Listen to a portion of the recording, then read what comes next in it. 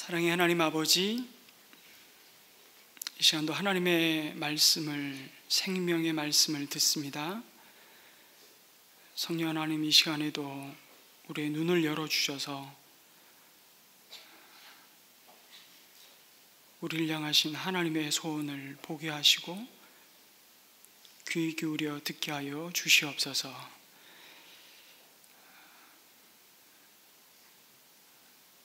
저희 앞에 남겨진 삶의 여정 속에 정말 하나님이 가지신 그 목적을 순종함으로 그 하나님의 뜻을 이루어드리는 복된 삶 살 수 있도록 저희를 진리로 인도하여 주시옵소서.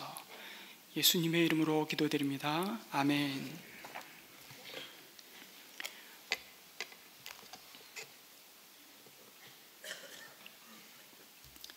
지난 주간에 피국에서 사역하시는 한 선교사님의 소식을 또 받았습니다. 선교사님 부부가 살고 있는 나라의 기독교인들은 종교적인 이유와 가난 등으로 좋은 교육을 받지 못해서 교회 안에서 글을 읽지 못하는 성도들이 50%가 넘습니다. 이런 열악한 기독교인들의 환경을 보고 선교사님이 시작한 사역이 오디오 성경 사역입니다. 그곳에 언어로 성경을 녹음하고 작은 오디오 기계를 만들어 누구나 쉽게 성경을 듣고 말씀을 통해 믿음이 성장하도록 돕는 사역입니다. 하나의 말씀 기계를 제작하려면 우리 돈으로 25,000원이 드는데 현지인들에게 무료로 주지 않고 5,000원, 이들이 5끼를 사 먹을 수 있는 정도의 가격으로 판매를 한답니다. 이들이 힘들게 번 돈을 가지고 와서 이 오디오 성경을 사려고 할 때마다 정말 이 사람들이 정말 진짜구나 하는 그런 감동을 받는답니다.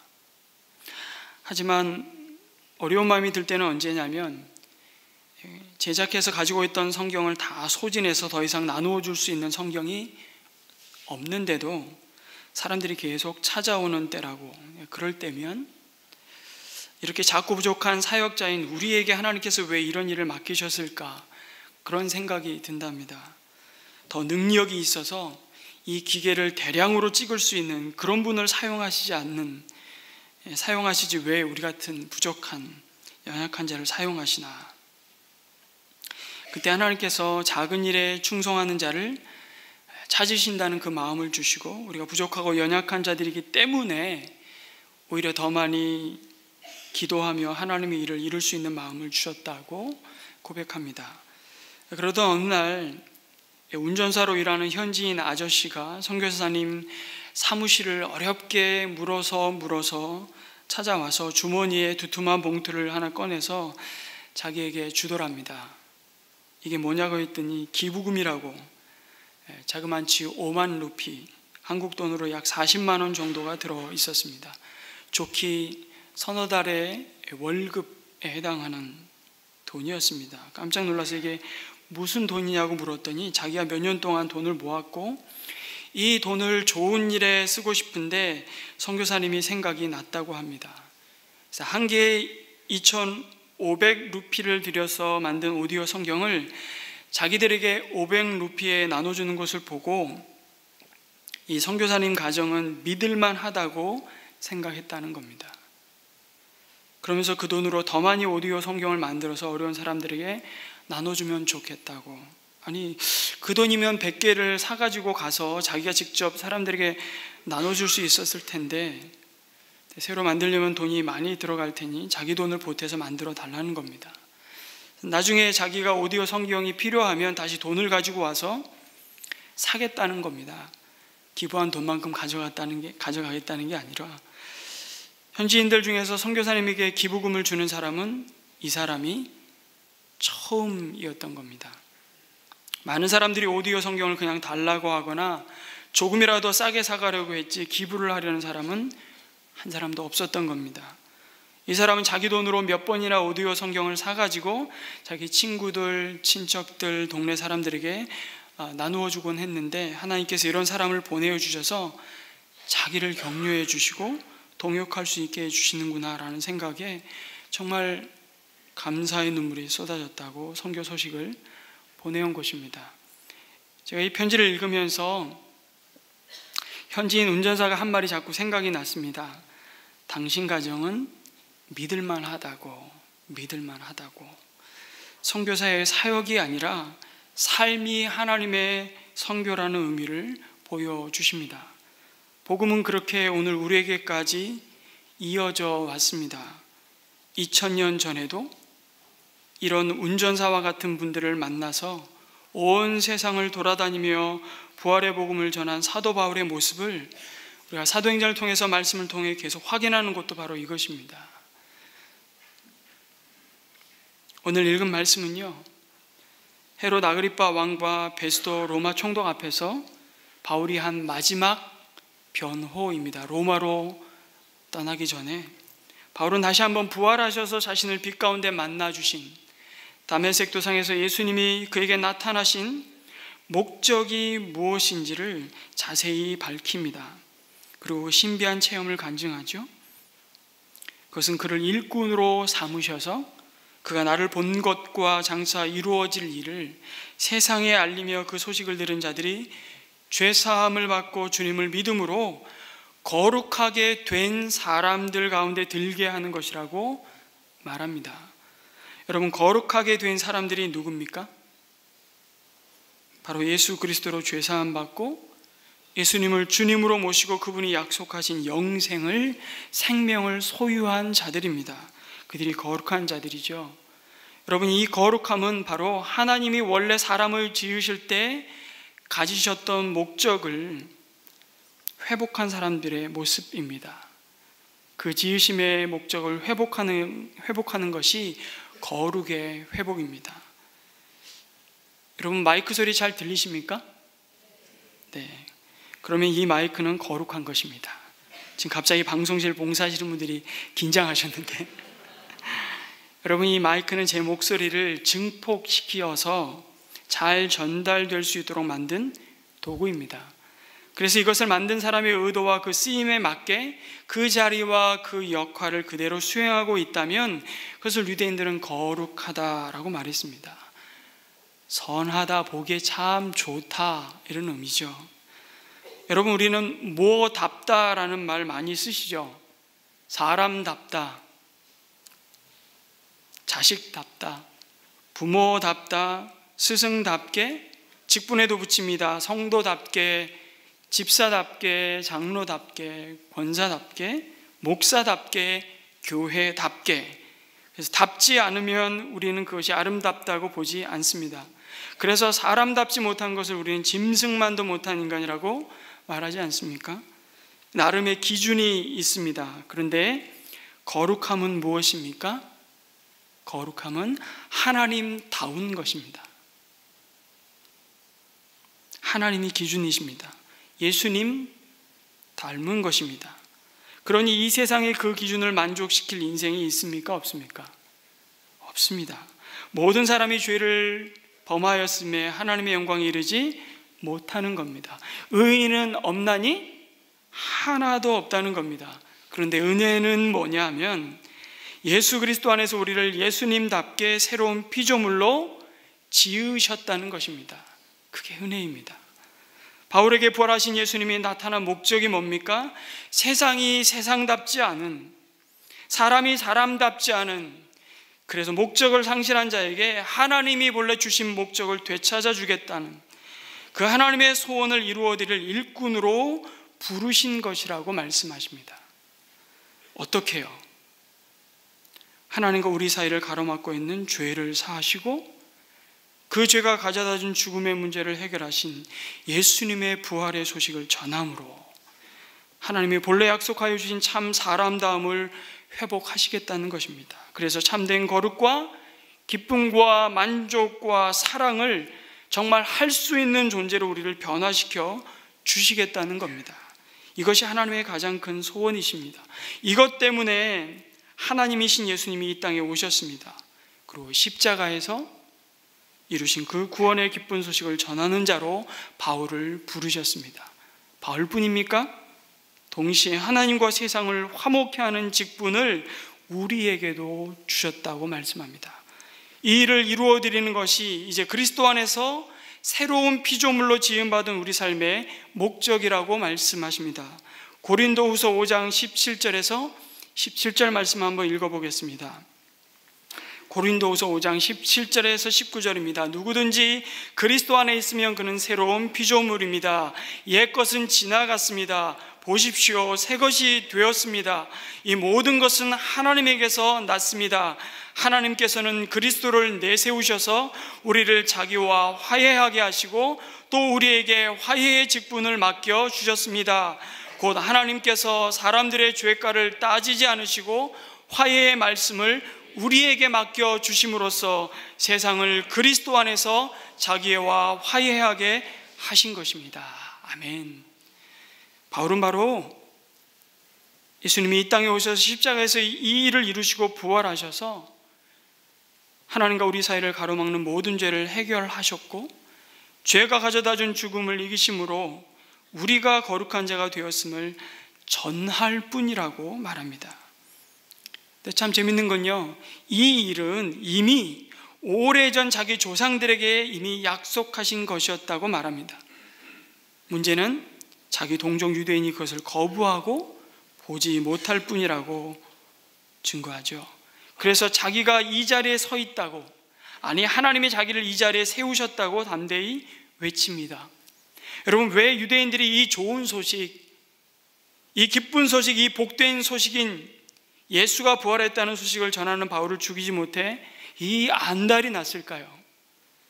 그것은 자기들이 예수를 거부하고 죽였는데 그분이 살아났다면 예수님이야말로 그토록 기다리고 기다리던 메시아일 수밖에 없기 때문입니다. 그러면 자신들이 지금까지 믿고 가르쳤던 모든 권위와 지식은 헛될 것일 뿐만 아니라 하나님 앞에 가장 무서운 죄인임이 드러나고 그것을 인정하는 결과를 가져오기 때문이었습니다. 그래서 결국 회개의 기회를 끊임없이 받지만 끝내 그들은 예수님을 거부하는 길로 달려갑니다. 왜요? 여전히 자기들은 이미 택함받은 아브라함의 후손이고 누가 뭐라 그래도 옳은 자요 거룩한 자들이기 때문입니다. 혈통을 의지하고 스스로 의로운 자들이라고 믿지만 그 안에는 불의가, 의와 인과 신을 버린 그 불의가 가득한 영적으로 구제불능인 자들이었습니다. 그래서 부활하신 예수님이 바울에게 나타난 목적은 그를 복음의 일꾼 삼으셔서 부활의 증인으로 이방인들을 향해 세상에 그 바울을 보내시겠다고 말씀하시는 겁니다. 세상에 보냄을 받은 자가 부활의 증인이라고 거듭 말씀드리지만 왜 바울을 주님의 일꾼으로 삼으셨습니까? 하필 왜 바울이죠? 그것은 전적인 하나님의 주권과 은혜입니다. 바울의 배경이 훌륭해서가 아닙니다. 그가 잘나고 똑똑해서가 아닙니다. 바울이 하나님을 섬기고 사랑하는 마음과 의지가 누구보다 남다르고 탁월해서가 아닙니다. 하나님의 은혜입니다. 그래서 이것이 복음이라고 말씀드렸습니다. 사랑받을 만한 자격이 없음에도 도무지 예뻐할 만한 구석이라고는 찾아볼 수 없지만 칭찬할 거라고는 눈꼽만큼도 없지만 그럼에도 불구하고 우리를 사랑하시고 우리를 불러서 하나님의 선한 일에 우리를 당신의 도구로 사용하시겠다고 하십니다. 이게 은혜입니다. 되갚을 수 없는 사랑, 이것이 은혜입니다. 여러분, 이 은혜가 어디서부터 시작되죠? 어디서부터 시작됩니까? 바로 주 아래 망가지고 목적을 잃어버리고 방황하며 어둠 가운데 신음하는 세상에서 우리를 건져내어 부르시는 데서부터 시작됩니다. 그래서 주님이 바울에게 말씀합니다. 17절 말씀입니다. 오늘 말씀 17절에 보니까 나는 이 백성과 이방 사람들 가운데서 너를 건져내었다고 말씀하시죠. 하나님을 대적하고 여전히 하나님의 소원에는 아무런 관심도 없는 구원자로 오신 예수님을 거부하고 배척한 세상으로부터 하나님은 바울을 건져내셨습니다. 그를 그 어둠으로부터 빛으로 불러내셨습니다. 이것이 은혜의 시작입니다. 그런데 그렇게 불러낸 세상으로, 그 세상으로 주님은 다시 바울을 뭐 한다고요? 보낸다고 또 말씀하십니다. 이것이 우리를 향하신 하나님의 목적 가운데 하나라고. 아니, 불러낼 때는 언제고 왜 다시 보낸다고 하십니까? 우리는 거룩하게 된 사람들끼리 사실은 늘 잔치했으면 좋겠습니다. 여기가 좋사오니 여기 초막셋을 짓고라도 다시 산 아래로 내려가고 싶지 않은 겁니다.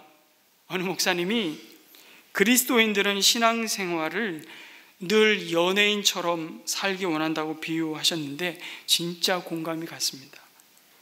여러분, 연예인들이 일반인들하고 다른 것이 뭔 줄 아십니까?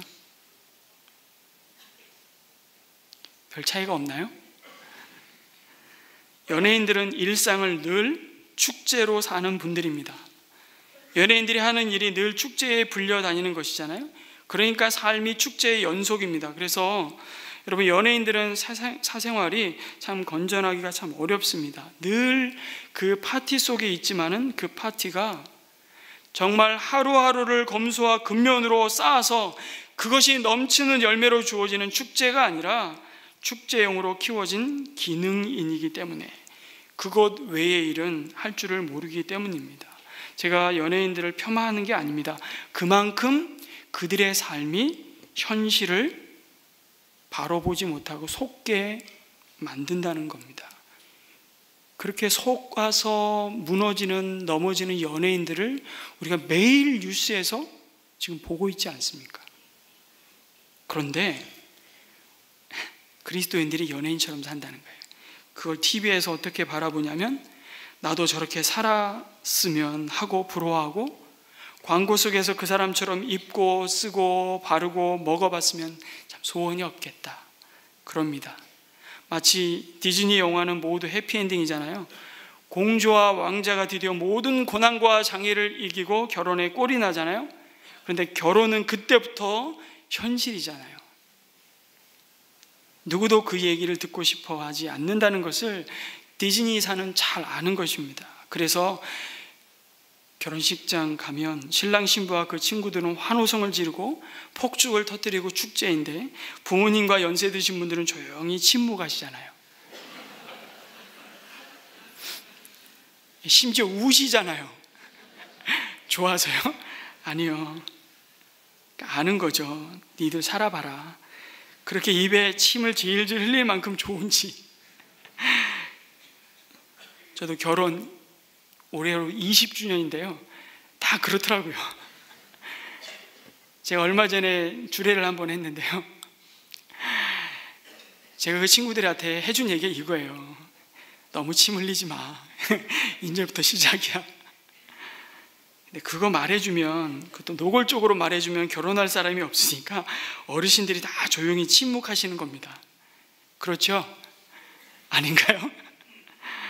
정말 지저분한 세상, 골치 아픈 문제들로 산적한 저 세상, 정말 매일매일 무엇을 먹을까, 무엇을 입을까, 무엇을 마실까 고민하면서 하루하루가 전쟁인 저 세상으로 안 갔으면 좋겠다, 그런 마음입니다.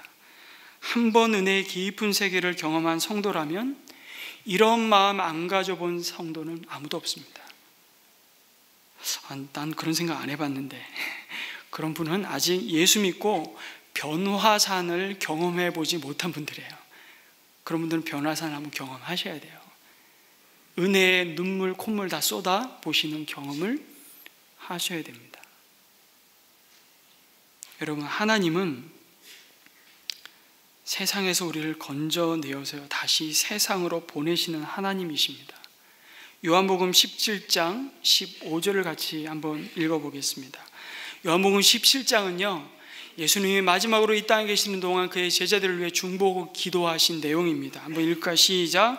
내가 아버지께 비는 것은 그들을 세상에서 데려가시는 것이 아니라 악한 자에게서 그들을 지켜주시는 것입니다. 아버지께서 나를 세상에 보내신 것과 같이 나도 그들을 세상으로 보냈습니다. 그리고 내가 그들을 위하여 나를 거룩하게 하는 것은 그들도 진리로 거룩하게 하려는 것입니다. 여러분, 우리를 건져내신 세상이 어떤 곳입니까? 하나님을 거부하고 배척하고 미워하는 세상입니다. 이 세상은 하나님의 다스리심을 거부하는 세상이죠. 악한 사탄이 육신의 정욕과 안목의 정욕과 이생의 자랑으로 유혹하며 사람으로 하여금 하나님께 등 돌리고 그 하나님의 다스림을 거부하게 만드는 세상입니다. 그러나 동시에 우리를 보내시는 세상은 어떤 세상입니까? 부활의 믿음을 가지고 하나님의 사랑으로 그 세상을 섬기며 사랑해야 할 세상입니다. 여전히 불의하고 여전히 하나님께 반항하며 손 내미시는 하나님을 배척하는 세상이지만 우리로 그 세상을 사랑케 하심으로 하나님의 구원의 은혜 안으로 초대해야 할 세상이라고 말씀하십니다. 기억하시죠? 하나님이 세상을 이처럼 사랑하사 독생자를 주셨으니. 그래서 세상을 향해 성도가 가져야 할 태도가 뭐냐면 성도는 여전히 세상에서 살아가는 자들임을 잊으면 안 된다는 것입니다. 성도는 세상으로부터 벗어나 세상 밖으로 나온 자들이 아닙니다. 여전히 이 세상의 한복판에서 이 세상의 삶의 방식과 그러나 그 가치와 유행을 맹목적으로 따르는 자들이 아니라 하나님이 본래 가지고 보여주신 목적대로 돌아가서 그 세상 한가운데서 전혀 다른 삶의 동기와 목적을 가지고 그 세상의 은혜의 빛을 비추는 자들로 부름받았다는 겁니다. 그래서 주님 말씀하시잖아요. 너희는 세상의 빛이라. 등경 아래 있지 않고 등경 위에 있어야 할 세상의 빛이라고. 여러분, 우리가 빛이 되라고 하시지 않았습니다. 우리에게는 그런 자격과 그런 능력이 없습니다. 우리의 영원한 빛이 되신 주님이 우리와 함께 하신다고 말씀하십니다. 그래서 너희 착한 행실을 보고 세상 사람들이 하나님께 영광을 돌리게 될 것이라고 말씀하십니다. 그런데 여러분, 우리가 그러려면 세상으로 보냄받은 자들이지만 분명한 것은 우리의 소속은 하늘에 있음을 기억해야 된다고 말씀하십니다. 요한복음 17장 14절 말씀 읽어보겠습니다. 같이 읽습니다. 시작. 나는 그들에게 아버지의 말씀을 주었는데 세상은 그들을 미워하였습니다. 그것은 내가 세상에 속하여 있지 않은 것과 같이 그들도 세상에 속하여 있지 않기 때문입니다. 세상에 있고 세상으로 보냄받았지만 세상에 속한 자가 아님을 잊지 않을 때 우리는 목적을 잃어버린 방랑자가 아니라 우리의 목적지가 분명한 순례자로 이 땅의 삶을 살 수 있다는 겁니다. 우리의 소속이 어디인지를 분명히 하라는 겁니다. 너희의 정체성을 망각하지 말라는 겁니다. 어쩌면 우리는 이 세상에 보냄받은 그래서 하나님 나라의 스파이입니다. 스파이. 옆에 있는 분들에게 한번 인사. 당신이 스파이 맞습니까? 이렇게 한번 해보세요. 당신은 스파이 맞습니까? 저를 보고 하지 마시고 여러분들이 스파이들이에요, 다. 그래서 우리 삶은 언제나요, 좀 거칠게 표현하면 체제의 전복적입니다. 어떤 점에서요? 죽음의 자리를 생명으로 뒤집는, 어둠에서 빛으로 세상을 뒤집는 것입니다. 그 어둠이 뭡니까? 시기와 질투와 다툼과 분쟁과 모든 더러움과 거짓과 불의에서부터 우리를 부르신 모든 곳에서 우리가 하는 모든 일에서 의와 거룩함과 화평과 자비와 용서를 추구하는, 그리고 사랑을 도모하는 것으로 말입니다. 이 세상의 제국이 가져온 가치에 대항하는 자들로 부름받았음을 기억하라는 것입니다. 이것이 어떻게 가능합니까? 성령 하나님이 우리 안에 그 소원함을 주시고 그렇게 할 힘을 끊임없이 공급해 주시기 때문입니다. 빌립보서 2장 13절 말씀 읽습니다. 빌립보서 2장 13절 시작. 하나님께서 여러분 안에 활동하셔서 여러분으로 하여금 하나님을 기쁘시게 할 것을 염원하고 실천하게 하시는 분이십니다. 믿습니까? 아멘. 우리로 하늘에 속한 자로 이 땅을 살아갈 소원도 주시고, 그런데 마음만 있고 그것을 할 수 있는 힘이 없으면 얼마나 우리가 답답하겠습니까? 그런데 하나님께서 그 소원을 주시고 그 소원을 이룰 수 있도록 우리에게 능력도 힘도 지혜도 주신다고 약속하셨습니다. 이것을 우리는 신뢰하고 기대고 우리는 세상을 살아야 돼요. 뿐만 아니라 우리가 어떻게 부르심에 합당한 삶을 살 수 있냐면 더 나은 본향을 소망하기 때문입니다. 그게 아까 순례자라고 말씀드렸잖아요. 그래서 이 세상의 것을 더 못 누리고 더 가지지 못하고 더 가보지 못한 것 때문에 안타깝고 아쉬울 게 없습니다. 여러분, 요즘에 채널 돌리면 홈쇼핑 채널이더라고요. 요즘은 어떻게 쇼핑 채널이 그렇게 많은지요. 쇼핑 채널을 보다 보면 주말 때는 항상 여행 상품을 팝니다. 제가 잘 알죠. 그 여행 상품을 볼 때마다 아유, 저기도 가보고 싶은데, 아유, 저기도 못 가봤어. 저기도 가보고 싶은데, 어찌 이렇게 가보고 싶은 데가 많은지요. 근데 섭섭할 게 없습니다. 모든 믿음의 증인들이 한결같이 더 나은 본향을 사모하며 하나님이 주신 약속을 바라보고 하나님이 주신 이 사명자의 길을 걸었다고. 그래서 부러워할 게 아니고 섭섭할 게 아니고, 그래서 바울이 나중에 그러잖아요. 내가 쇠고랑 찬 거 말고는 아그리빠 베스도 총독이 여기 앉아있는 이 귀족들이요 다 나와 같이 되기를 원한다라고 바울이 얘기하잖아요. 누가 죄인인지를 모르겠어요. 바울이 죄인인지 앞에서 신문하고 있는 저 사람들이 죄인인지 헷갈리게 만드는 겁니다. 바울을 찾아오신 목적을 18절 말씀에 있듯이 이렇게 그래서 말씀합니다. 이 세상 사람들로 하여금 자신이 그랬듯이 눈을 열어주는 것이었습니다. 아나니아가 바울의 눈을 안수하여 열어주잖아요. 물론 하나님이 그 눈을 뜨게 하셨지만 하나님은 아나니아를 사용하셨듯이 바울을 그렇게 사용하시고 그게 너를 부르신 내 목적이고 이유라고 말씀해 주십니다. 어두운 눈을 뜨게 하는 거죠. 어둠에서 빛으로 사탄의 세력에서 하나님께로 돌아오게 하는 사명을 받았습니다. 하나님이 보실 때 세상은 보아도 보지 못하고요, 여전히 들어도 깨닫지 못하고 감각을 잃어버린 자들이라고 말씀합니다. 바로 영적으로 무감각한 상태입니다.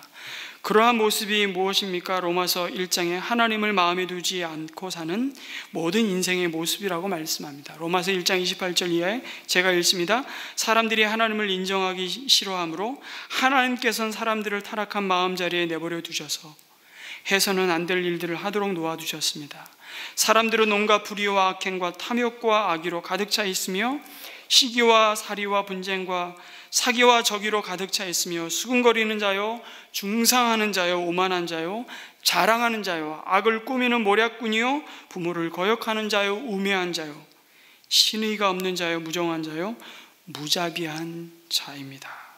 그 상실한 마음대로 내버려 두사 그들 가운데 나타난 죽음의 열매들입니다. 그들이 왜 눈이 멀었습니까? 죄 때문입니다. 가진 것이 없어서요? 배운 것이 없어서요? 아니요, 죄라고. 여러분, 인간적인 눈으로 보면 말씀드렸듯이 누가 죄수입니까? 바울이 죄수입니다. 그래서 베스도와 아그리빠 왕 그리고 바울을 신문하는 그 자리에 있는 귀족들은 생각했을 겁니다. 아니, 바울처럼 저렇게 많이 배운 자가, 그리고 로마 시민권을 가진 자가 어쩌다가 저 지경이 되었을꼬. 저 십자가에 못 박혀 죽은 저주받은 나사렛 예수에만 미치지 않았으면 누구 하나 부러울 것 없는, 아니 그 자리에 있는 세상을 호령한다는 왕이나 총독보다도요, 오히려 유대 사회에서는 정말 거룩한 자로 인정받고 존경받으면서 많은 사람들이 그의 가르침을 받기 위해 아마 줄을 섰을 것입니다. 그게 보장된 사람이었어요, 바울은. 그런데 바울은 뭐라 그럽니까? 내가 눈먼 것이 아니라 당신들이 지금 눈이 멀었다고. 아니, 바울을 통해 하나님이 눈먼 자가 누구인지를 분명히 보여주시는 겁니다. 벨릭스를 비롯한 베스도 총독의 눈이 왜 멀었다고 말합니까? 그들이 출세하기 위해 불의를 보면서도 타협하고요, 진리에 눈 감고 있다고 말씀합니다. 벨릭스도 베스도도 바울이 죄 없다는 것을 이미 다 알았습니다. 유대인들이 고발하는 것처럼 바울이 죽을 죄를 진 일이 없었습니다. 단지 그들의 시기와 종교적인 탄압으로 인해 불의한 재판을 받고 있다는 것을 다 파악했습니다. 그럼에도 그들은 총독으로 자신들이 지금 관할하는 이 지역에서 영향력 있는 유대 지도자들의 마음을, 그들의 마음을 얻는 것이 너무 중요했기 때문에 이까지 바울한 사람 석방했다가 유대인의 분노를 사고 민심을 잃을까 봐 두려웠던 것입니다. 자기에 관한 평판이 아주 안 좋게 로마 황제의 귀에 들어가서 불이익을 받을 생각을 하니까 불의한 재판이지만 거기에 눈을 감는 겁니다. 자기가 직접 손 담그는 것이 싫은 것입니다. 그러던 참에 바울이 스스로 로마의 황제에게 재판을 받게 해달라고 하니까 이게 웬 떡입니까? 손 안 대고 코 푸는 겁니다. 물론 황제에게 보내는 죄수인데 죄목을 만드는 것도, 조서를 꾸미는 것도 보통 골치 아픈 일이 아니었습니다. 왜냐하면 황제 앞에서 재판을 받는 죄수의 제목을 그냥 어줍지 않게 써서 보냈다가는 도리어 자기에게 모든 책임이 돌아올지도 모르기 때문에. 그러던 차에 누가 나타나죠? 유대인의 풍속과 종교에 대해서 해박한 지식을 가지고 있는 아그리빠 왕이 나타납니다. 새로 부임한 총독에게 인사하러 온다고 하니까 잘됐다, 조서를 꾸밀 절호의 기회까지 잡은 겁니다. 얼마나 속이 시원했겠습니까? 부임하자마자 골치 아픈 송사안건 하나가 시원하게 해결되는 것이 그 눈에 보였습니다. 그런데 정말 그가 보아야 할 영원한 심판을 보지 못했습니다. 아니, 볼 수가 없었습니다. 그러니 나중에 바울이 변론을 다 마치자마자 소리치며 말하지 않습니까? 내 많은 학문이 너를 미치게 하였다고. 그런데 바울은 나는 맑은 정신과 참말을 하고 있다고 말합니다. 정말 미친 사람은 내가 아니라 바로 당신들이라고 말하는 것입니다. 권력에 미치고, 돈에 미치고, 인기에 미치고, 유행에 미치고, 세상 누구보다 처세술에 뛰어난 사람들처럼 보였지만 그 한 치 앞도 보지 못하는 맹인이라고 바울이 말하고 있는 겁니다. 아그리빠 왕은 뭐라 그럽니까? 그 역시 바울은 죄인이 아니라고 말합니다. 그런데 바울의 변호가 끝나고 아그리빠 왕에게 직접적으로 부활하신 예수의 역사를 왕이 다 자세히 알고 있지 않냐고 그에게 부활의 복음을 직접적으로 전하자 그가 이렇게 대답합니다. 내가 적은 말로 나를 설득하여 나로 하여금 그리스도인이 되게 한다고 바울을 조롱합니다. 예수에 대해서도 알고, 비록 그가 혈통은 유대인이 아니었지만 유대인의 왕으로서 꽤나 그리스도인들이 주장하는 내용에 상당히 해박한 지식을 가지고 있었지만 끝내 그는 바울을 통해 하나님이 내미시는 구원의 초청을 거부합니다. 그러기에는 그 역시 그가 부여잡고 있는 자리가 너무 위대하고 커 보였습니다. 역시 그의 영혼도 눈먼 자였습니다. 하나님이 왜 2년이라는 세월 동안 이러한 권력자들 앞에 바울을 차례대로 세우셨습니까? 우리에게 보라는 것입니다. 뭘요? 너희들이 추구하는 것이, 너희들이 그토록 염원하고 갖고 싶은 것이 뭐냐? 너희들이 진짜 무엇에 소망을 두고 살아가는지를 보라는 것입니다. 그것이 부활하신 예수님이 없는 권력이고, 예수님과 상관없는 재물이고, 예수님이 더 이상 함께하지 않는 인기이고, 더 이상 하나님의 마음이 없는 자리라면 미안하지만 그것이 너를 어둡고 죄의 저주 아래 가두고 있다는 사실을 보라는 것입니다. 왜 하나님이 바울을 그들 앞에 세우셨습니까? 진짜 죄인이 누구인지를 보이시는 겁니다. 육신의 눈으로는 죄수가 바울이지만 하나님의 눈으로는 죄수 아그리빠, 죄수 베스도, 죄수 벨릭스, 지금 하나님의 법정에서 그들을 호출하고 계신 겁니다. 여러분, 이걸 저와 여러분이 봐야 됩니다. 그래야 우리가 세상에 정말 엉뚱한 것 가지고 기죽고 살지 않을 수 있습니다. 왜 난 이리 찌질이도 못나냐고 신세한탄하지 않습니다. 요즘 찌질이가 또 유행이에요. 찌질이. 뉴스 보신 분들은 이 찌질이가 뭔지, 이게 세상 사람들의 눈으로 볼 때는요, 바울이 죄수예요. 별 볼 일 없는 사람이고 끝난 인생입니다. 그러나 실상 바울은 눈먼 사람들, 세상밖에 볼 줄 모르는 사람들, 속고 사는 사람들을 위해서 하나님이 보내신 사이렌 소리와 같은 사람입니다. 야, 이 사람들아, 큰일 났어. 큰일 났어. 너희들이 그러고 살면 그럭저럭 재미있게 사는 것 같지만 그 길은 멸망하는 길이야. 돌아서라고, 나에게로 돌아오라고. 하나님은 바울을 그들 영혼의 귀에 대고 외치시는 메가폰으로 사용하고 계신 겁니다. 그런데요, 이게 계란으로 바위치기 같다는데 우리의 낙심이 있습니다. 내가 그렇게 살고 그렇게 외치고 그렇게 산다고 나만 미친놈 소리 듣지 세상이 달라지겠어? 이 소리가 하루에도 수십 번 수백 번 우리 영혼의 귓가에 쟁쟁쟁쟁 하는 겁니다. 여러분, 세상은 우리를 미쳤다 그러고요, 우리는 세상을 미쳤다 그럽니다.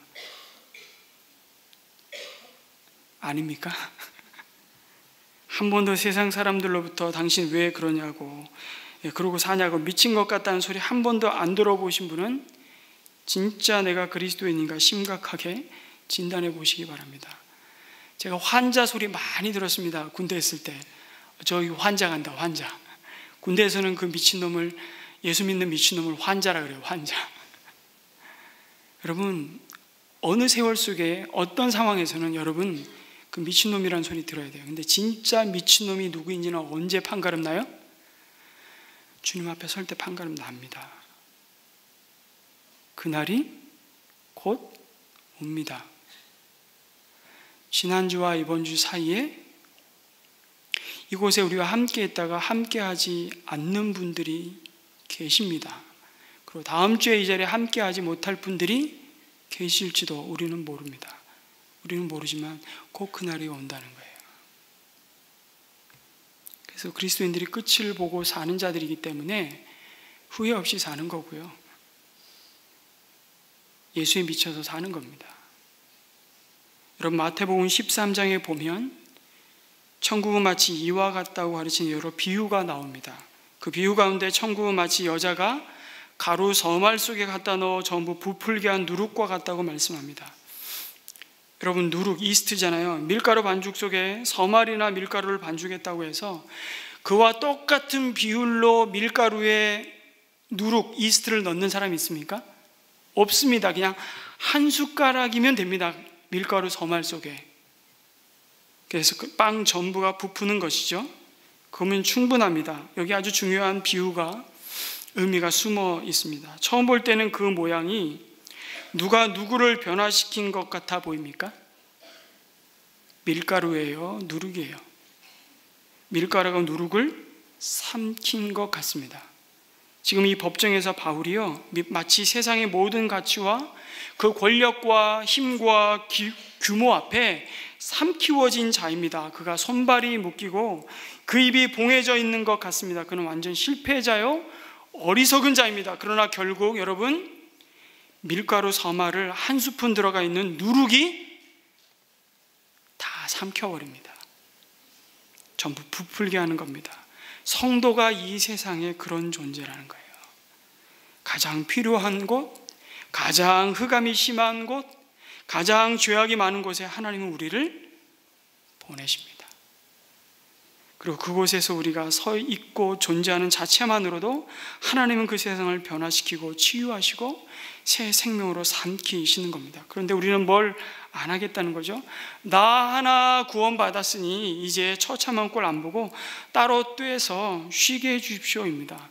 근데 그 방법은 딱 하나입니다. 그냥 빨리 죽는 수밖에 없습니다. 마태복음 11장 28절 30절 같이 읽겠습니다. 시작. 수고하며 무거운 짐을 진 사람은 모두 내게로 오너라. 내가 너희를 스탑. 할렐루야. 아멘. 근데 여러분, 여기까지만 읽고 끝나면 우리를 부르신 의미가 반쪽입니다. 반쪽. 그 다음 읽겠습니다. 시작. 나는 마음이 온유하고 겸손하니 내 멍에를 메고 나한테 배워라. 그리하면 너희는 마음의 쉼을 얻을 것이다. 내 멍에는 편하고 내 짐은 가볍다. 여기까지 가셔야 됩니다. 여기까지. 두 번째 쉼을 우리가 다 잃고 거부하고 살고 있는 거예요. 이건 우리를 세상에서 불러내셔서 그 세상으로 다시 보내시는 하나님의 굉장히 중요한 목적 하나를 놓쳐버리고 있는 거예요. 여러분, 바울은 사망에 앉은 자들의 눈을 열어주는 자로 부름 받았습니다. 얼마나 놀라운 부르심인지 모릅니다. 어둠에서 빛으로 돌아서고, 이거 엄청난 얘기를 합니다. 사탄의 세력에서 하나님께로 돌아오게 하는 사역을 맡겨주셨습니다. 얼마나 놀라운 사명인지 모릅니다. 바울이 눈먼 자였고요, 바울이 어둠 가운데 있던 자였고요, 바울이 하나님의 원수로 행하여 사탄의 종로로 다던 자였습니다. 그렇기 때문에 그런 바울을 예수님은 신이 이 땅에 오셔서 행하신 사역을 감당하도록 부르고 계신 것입니다. 나를 죽음에서 건져주신 것만 더 감사한데 나를 죽어가는 자들을 살리는 자로 부르시고 사용하시다니 이를 무슨 말로 다 감사하겠습니까? 그래서 여러분, 바울이 뭔가 위대한 일을 해서 세상을 뒤집어 놓아야 할 것 같습니다. 바울의 입에서 나오는 말 한마디로 천하에 없는 지혜자도 그를 이겨낼 수 없어야 할 것 같습니다. 바울이 한 번 안수기도 하면 당장이라도 죽은 자가 살아나야 할 것 같습니다. 그런데 바울이 한 것이라고는 22절에 보니까 예언자들과, 이건 선지자입니다. 선지서, 모세가 장차 그렇게 되리라고 한 것밖에는 말한 것이 없다, 이렇게 바울이 고백합니다. 그것이 뭡니까? 회개하고 하나님께로 돌아오라고, 그리고 회개에 합당한 열매를 맺으라고 선포하는 것입니다. 그리고 예수 그리스도가 십자가에 죽으시고 부활하신다는 이 소식을 전하는 것이죠. 바울은 이것 때문에 자신이 지금 이런 억울한 죽음의 자리에 서 있다고 말합니다. 여러분, 바울이 누구도 감히 흉내낼 수 없는 위대한 일을 해서 눈먼 자가 눈을 뜨게 된 것이 아닙니다. 바울이 날마다 기적을 행하였기 때문에 어둠 가운데 있던 사람들이 빛 되신 주님께 항복하고 나온 것이 아닙니다. 그런 법이 없어요. 사실은 누구와도 견줄 수 없는 바울의 탁월한 재주와 유능함이 사람들을 사탄의 세력에서 건져 하나님께로 돌아오게 하는 열매를 맺은 것이 아닙니다. 지금 그런 간증이라면 우리는 사도행전을 묵상할 필요가 없습니다. 어차피 바울 같은 사람은 두 번 다시 없기 때문입니다. 그럼 뭡니까? 눈을 열어주기 전에 바울이 눈을 뜬 자고, 어둠이 아니라 그가 빛이요 사탄의 종이 아니라 하나님의 종으로 그 자리를 버티고 서 있는 것만으로도 세상은 그를 통해 죄사함의 자리에 나오게 하셨고요, 주님에 대한 믿음으로 거룩하게 된 사람들이 되게 하신다는 겁니다. 하나님의 일이에요.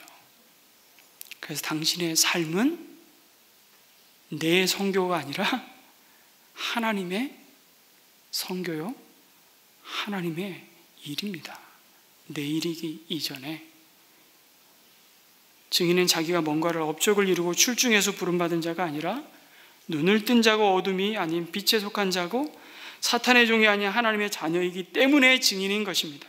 아니, 증인이어야 합니다. 그래서 그를 보고 그에게서 듣고 사람들이 그 자리에 더 머무를 수 없고 하나님께 돌아오게 하는 자들이라고 지금 고백하고 설명하고 있는 겁니다. 그러니 이 부르심이 얼마나 영광스러운 것인지를 지금 확인해라, 제발. 어떡해요?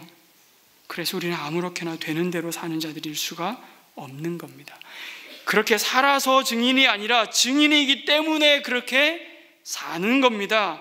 그 이름답게, 성도답게, 교회답게, 그 부르심에 어울리게, 그 사명에 합당하게 사는 겁니다.